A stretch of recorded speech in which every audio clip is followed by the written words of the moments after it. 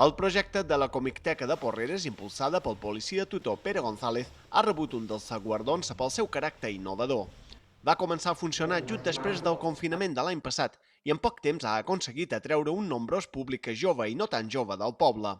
En Pere afirma que el projecte ha superat de llarg les seves expectatives inicials. Vàrem partir amb un fons de 40 còmics i gràcies a donacions d'entitats i donacions de particulars, en menys d'un any ens hem posat a més de 3.000 còmics, que això jo m'esperava d'aquí 10 anys Pantura atisbar aquestes xifres.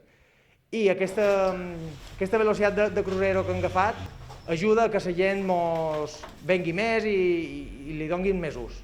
A banda del projecte de Porreres, han estat guardonades iniciatives com la de rutes escolars segures d'Algaida o la de prevenció de l'ús de xarxes socials de Sineu, que ha disposat de la col·laboració d'uns altres 5 ajuntaments. Recorregut en tenim, és dir, així com va avançant la societat, nosaltres hem d'adaptar tots els canvis, especialment en els joves, de les tendències que poden crear perill, que poden haver perills.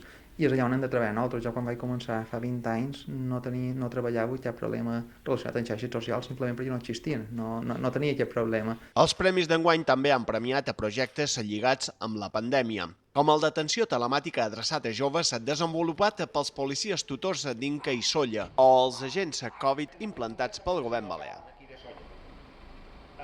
Simplement us vull agrair en nom de la policia